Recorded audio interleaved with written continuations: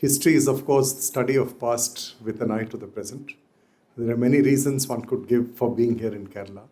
The one I would cite, of course, is that in early years of independent India, India became independent, as we know, in 1947.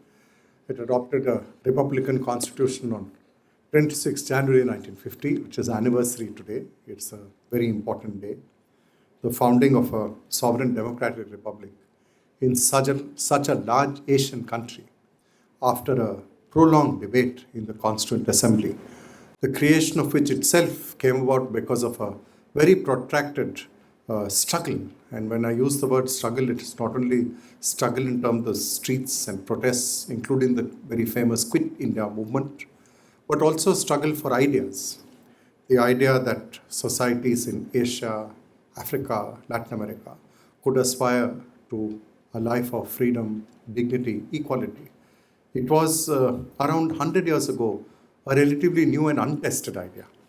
Very few such countries existed in Asia and Africa that were independent.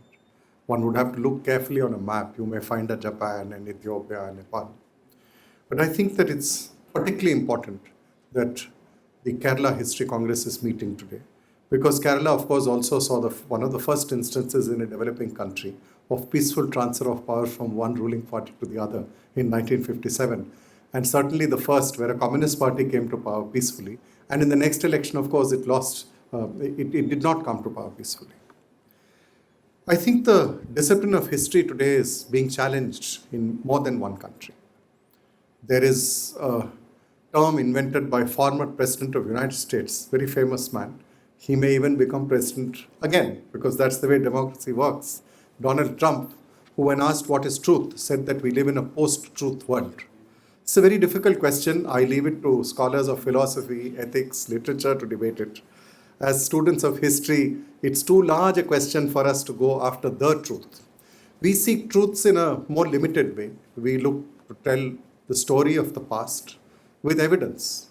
There are certain forms of evidence. They may be read in more ways than one, and they may be read in ways different depending on who is reading it, and the interpretation of what it means may also be different. For some years, I was in the unfortunate or perhaps fortunate position of being dean of a new university, and I would meet students, or rather their parents, who would want to know what disciplines are taught. One of them asked me a very interesting question, which I noted down. Since many of your students of history will be interested to know, first they complimented me saying I must be very brilliant. So I said, thank you. And they said, how do you remember all those dates? So I said, what dates? So they said, what do you do in history? In school, we mug up the dates of particular events. As you go up in the discipline, you must be learning about more dates and facts. So do you use a computer or do you cram all this into your head? So I had to try and explain that history is not only about what happened in the past. So they said, we find it difficult to believe. So I suggested, why don't we debate, why did India become independent on 15th August 1947? There's a simple answer. The Viceroy, Lord Mountbatten, picked the date. We know why he picked the date. That is the date in 1945 when he accepted surrender of Japanese forces in Southeast Asia. We also know why he could pick the date. He had been sent as Viceroy with plenipotentiary powers by the King Emperor. And there was a date, June 1948, Indian Independence Act, the British had to leave by June 1948. June 1948 is actually an equally important date. It is the date the last British soldiers left Indian shores. They played bagpipes, they marched in very nice uniforms, they marched under, interestingly, the gateway of India, boarded ships and sailed away forever. But the other reason he picked the date is because it is very difficult for the British to retain control of the British Indian Empire in the aftermath of the Second World War. We all know that the Second World War was lost by the Axis powers, the Germany, fascist Italy, militarist Japan. It's perhaps fair to say that the losers were not only these three countries. The losers included countries of Europe, such as Britain, France, the Netherlands, which were on the winning side, but were stripped of their economic and political power, in some case even of possession of their territory. France, Netherlands, Belgium were all occupied by the Axis powers. And without taking the larger setback of the Second World War into account, we would find it difficult to explain why the 1940s and 50s saw the onset of the process of decolonization. There could be other answers. I'm sure you can guess from my name, I'm from Tamil Nadu, where there has recently been a debate on whether or not the 1942 movement was important or the Indian National Army. Actually, obviously, it was both. We can debate on which was more important. 1942, the Quit India movement, launched on 9th August by Mahatma Gandhi in the what is now called August Kranti Maidan in Mumbai, led to such a high degree of civil unrest that in a very interesting letter, a member of the Viceroy's Executive Council said, this is the greatest threat to the power of British in India since 1857. The scale of mobilization they needed to keep Indians and India down was such that they were not sure that they could repeat this again. And in a sense, the INA matters not in itself, not that the INA won the battles in the battlefield. It didn't. It fought in few battles.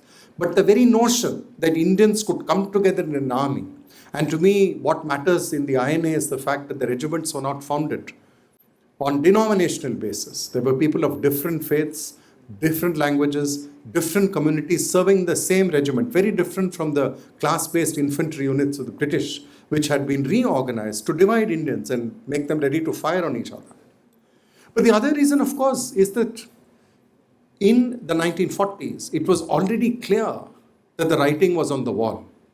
In the course of the Great War against the Axis, the Allies, the Western Allies, had made common cause with the Soviet Union. And in the coming world, the major power taking on the Soviet Union was the United States. And interestingly, neither United States nor Soviet Union directly had stakes in colonial empire. They may have had indirect stakes. The US later would align very closely, for instance, with the French in Indochina in trying to retain control. But their direct stakes were not there. So when we ask why India became independent, the answer is more complex than when it became independent. We may, of course, want to comment on the form of independence. And it is very important, not only in India, but in Pakistan and Bangladesh, that freedom in 1947 came with partition. And there is a big debate. One of the big debates is why partition happened. One of the great leaders of independent India was Dr. Lohia. He wrote a book, The Guilty Men of Partition of India. Very few people in a historical profession would write a book with the word guilty or innocent. And there is a reason. The study of history is not about making a case for or against somebody. We are not judges. And we are not here to argue like a plaintiff would. You know, there are many serials and films about lawyers. You have the prosecution and you have the defendant. There is no defendant prosecution here because we are not putting people on trial. We are trying to locate them in the context of the times they were and look at the intended and unintended consequences of their actions. One of the unintended consequences of partition of India, and we all know this, was that it gave rise to enormous carnage, particularly in two very great regions of the subcontinent, Bengal and Punjab. It also led to a great flight of humans. People had to pick up whatever they had and leave their home, the place which they were attached to, and live in a new place. But we shouldn't forget that this partition happened at a time when partitions were happening in other parts of the world. You are all following the news every day, I'm sure, of the Israel-Palestinian or the Hamas-IDF conflict and the partition of Palestine. May 1948 came within a year of the partition of India. It's a very similar story with the British having control. The only difference is the UN drew the partition plan. Here it was Sir Cyril Radcliffe who drew his lines. And so I think the partition of India also has to be seen in the context of other partitions. We think of other countries such as Korea, which was divided, Germany, which was divided, Cyprus, which we tend to forget, and even before India, Ireland. The idea of Northern Ireland and the Irish Republic also arose in an anti-colonial struggle of the Irish who found themselves divided by a retreating empire. So what does history give us? I think it gives us the ability to debate in the bounds of reason, to debate in a manner where we respect the other person who may have an opposite point of view, but is willing to draw on evidence. They may point out to us, what evidence have you missed? They may point out to us, have you read the evidence correctly? So for instance, it's a very interesting question in case of the British. We all know that the Prime Minister of Britain during the war was Winston Churchill.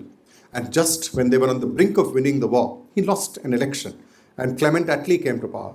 And the Labour Party, of course, had long been committed to Indian independence. And Labour was much more willing than Churchill was. You know, this gossip level of history, it's very interesting that Mountbatten, who was related to the royal family himself, he was very much a member of it, was important in persuading Churchill because Churchill had to help get the vote through the House of Lords. But you know, these are minutiae. They will help us illustrate the interesting parts of the story. They are not central to why the story unfolds as it did. But I want to end by looking little ahead. Today is a very important day because we celebrate the Constitution of India. And if you look, nowadays a lot of information comes through YouTube and WhatsApp. Sometimes we joke that WhatsApp University may take over the real role of the university. Believe me, it cannot. Because the WhatsApp University can inform. But the information it gives has not gone through a process of filtration. It's not been subject to rigorous debate and scrutiny, which we all like to subject ourselves to. But one of the things that emerges is that if you look at the illustrations made by the great Nandal Bose and others of Shantiniketan on the Constitution of India, they draw from many different images from many parts of India.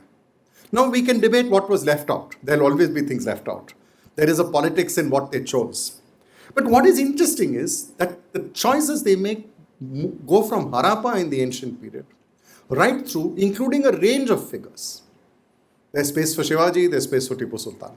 And I think that this idea that you constitute a nation state through a constitution, which gives a government of laws, not of men, that there's a law governed society, that the striving for justice, equality, dignity, freedom, these are as important within a country as between countries. There would be little meaning if the countries of the world were independent of each other, if they did not have freedom of expression, association, freedom from want, freedom from fear, freedom from hunger within. But how do you get to that? It's very easy to say it. How do you get to it?